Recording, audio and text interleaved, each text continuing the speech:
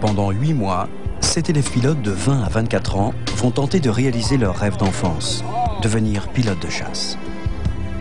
Ils font partie des 2% rescapés d'une sélection draconienne qui refoule plus de 1000 candidats par an.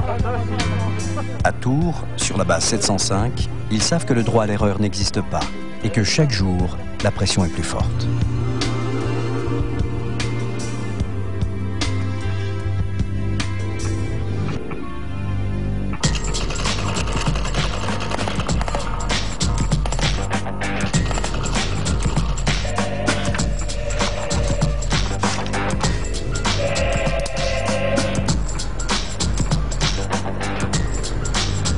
D'accord, ça va. Ok. Allez, bye.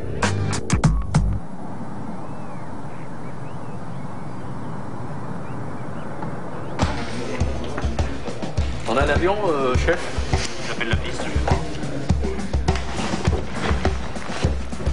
Passé le plaisir du premier vol, Koub, Shtak, Zlip et les autres ont 80 missions pour prouver qu'ils ont l'étoffe d'un pilote de chasse. Mais chaque vol peut être le dernier.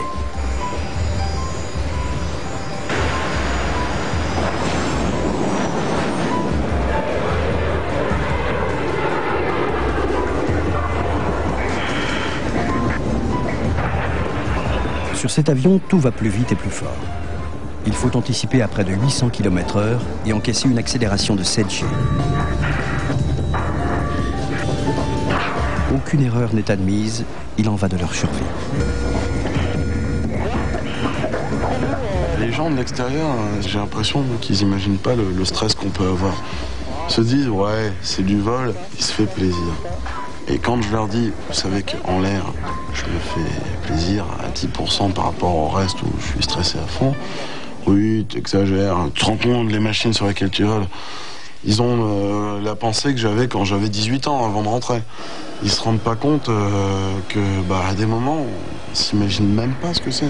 Si on l'a pas vécu, on peut pas s'imaginer.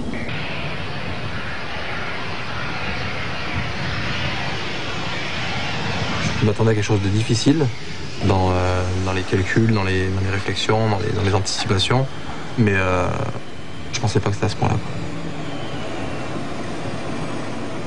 Et c'est le côté qui dit que finalement le rêve il est encore loin. Pas tant que ça, mais disons, c'est pas qu'il est loin, c'est qu'il est pas facile. À présent, chaque vol est jugé par le moniteur. La moindre erreur peut donner lieu au renvoi de la formation. Au cours de cette phase, Koub doit prouver qu'il est capable de voler seul aux commandes d'un avion de chasse. Un temps de merde. Un temps de merde. Bon, l'axe, on a touché, en plus on avait une panne de l'horizon et des caps. Aujourd'hui, Koub a subi son premier revers. Sa méthode est trop aléatoire et son pilotage imprécis.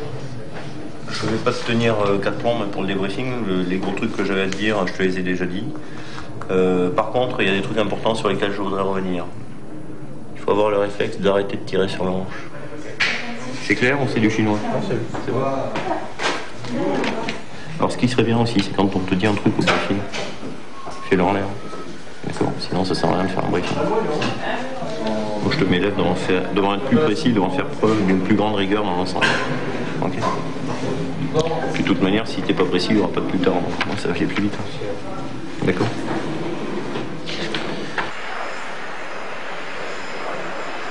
Les missions se succèdent, les difficultés se multiplient. Aucun des élèves de la promo n'échappe à la montée générale de la pression. C'était Roland? Oui, j'ai un peu chier quand même. Mais ils sont super exigeants ici. Zlip n'est pas à son aise non plus. Un passage à vide et tout peut basculer. Alors donc décollage aux instruments, il était moche. Hein, il était moche. La montée VOM, elle n'était pas belle non plus. Il faudrait pas que la prochaine mission, ça reste à ce niveau-là.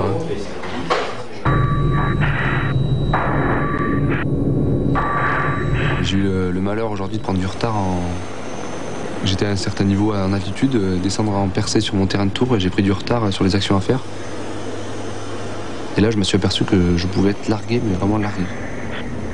J'étais 2 km derrière l'avion et pour récupérer le retard, heureusement que mon moniteur était là pour m'aider. Et là, ça me fait stresser parce qu'il faut 5 vols pour avoir la carte blanche, donc être lâché en vol dans les nuages. Et je me rends compte que là, il va falloir que je m'accroche un peu.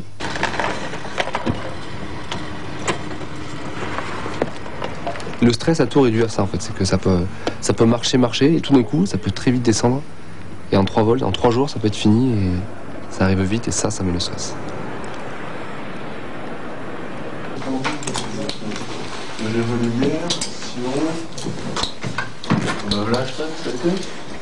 Même Stack, un des meilleurs éléments du groupe, doit canaliser son envie de bien faire pour trouver une cohérence dans son pilotage. Un jour, tu vas te faire avoir. Tu vois, ça, c'est la preuve encore sur un cahier. On n'est pas en vol à 420 nœuds, les couilleurs du pont. On est sur un cahier, posé les trucs. Tu vois, si tu fais pas des trucs méthodiques, on n'y arrivera jamais. Jamais.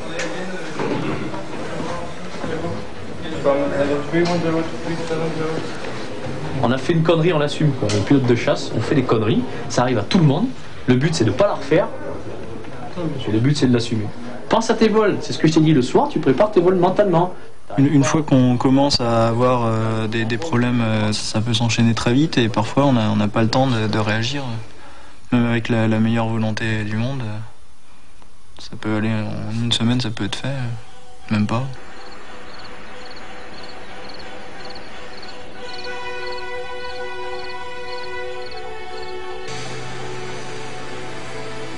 Si Stack a quelques problèmes avec la rigueur, Coop, de son côté, accumule les erreurs de jugement sans trouver une méthode fiable pour gérer au mieux ses vols. À chaque mission, il doute un peu plus. Dans le jargon des pilotes, c'est la spirale descendante.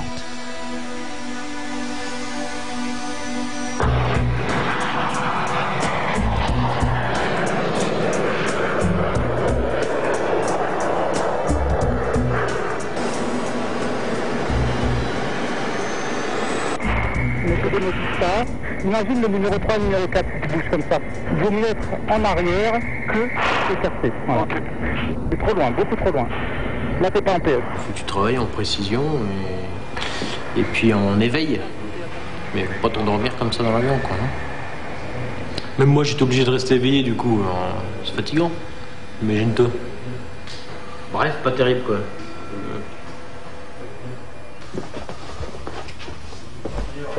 Nul à chier. J'étais à l'ouest. C'était un peu dans le zag quand tu allais dans le zig et c'était pas beau. Et forcément, ça, c'est stressant, quoi.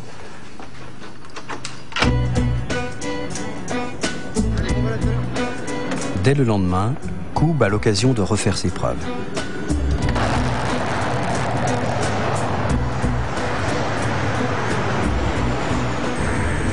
Allez, tu t'orientes. Tu regardes où là? Tu le sais qu'il y a un virage à cet endroit-là. Allez, redresse maintenant, redresse. Allez, redresse, redresse. Tu regardais où? Tu regardes dans la cabine. Ne regarde pas dans la cabine. Oh, on se réveille, allez, on se secoue. Attention, attention, les gars. Attention.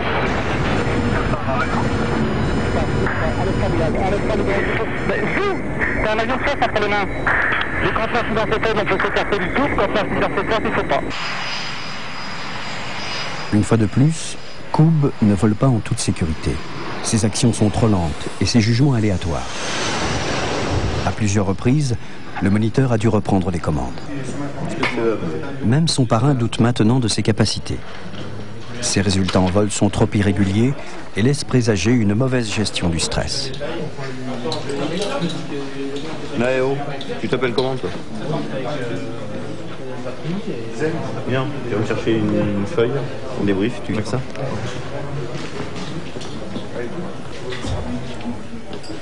Alors, souplesse de pilotage. Alors là, il y a encore du boulot. Voilà, on arrive donc à Orléans et puis là, c'est un petit peu le début du show parce qu'il y a un transal qui est en train de tourner, donc il faut s'insérer un petit peu dans le trafic. Tu fais ton atterro, ça se passe bien, mais tu sens que tu as touché la barrière, qu'est-ce que tu fais? Tu l'annonces. Parce que le jour où ils vont la lever, l'avion va passer au travers parce qu'elle a été abîmée. Et puis ça fera 2 morts à l'arrivée. D'accord? Donc prends le réflexe, ça arrive à tout le monde de faire des conneries, mais prends le réflexe au moins de l'assumer et le dire. Ok. Il y a une barrière à Orléans. Et je sais pas, t'as tourné à Orléans aujourd'hui, t'as dû le voir. Non, il n'y a pas de barrière à Orléans. T'es sûr? Oui. Et à Châteauneuf? C'est quoi l'orientation de la piste? C'est une 0,527. À Châteauneuf? 0,527, je crois qu'il y a une connerie. Ouais. Bon, écoute, on n'a pas de temps à perdre avec ça, donc tu regarderas. Ok. T'as 4 terrains à connaître, quoi. C'est quand même pas la mer à boire. D'accord? Ok. Si tu essaies de tout faire à la fois, ben ça marchera pas. Ou du moins, ça peut marcher, mais tu vas avoir vraiment du mal, quoi. D'accord? Donc en résumé, je pense que ça marchera pas, quoi. Ça marchera pas.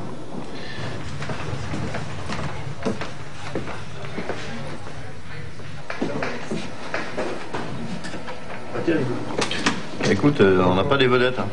Bah si,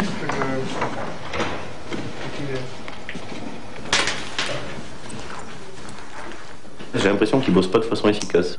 J'ai pas l'impression qu'il assimile complètement ce qu'il apprend dans les bouquins, quoi. De toute manière, dans ce boulot-là, il n'y a pas grand monde qui vous dira que quelqu'un qui est pas rigoureux, ça va pas lui coûter cher. S'il est pas rigoureux et s'il bosse pas efficacement au départ, ben, il va accumuler des lacunes et après ça passera plus, quoi.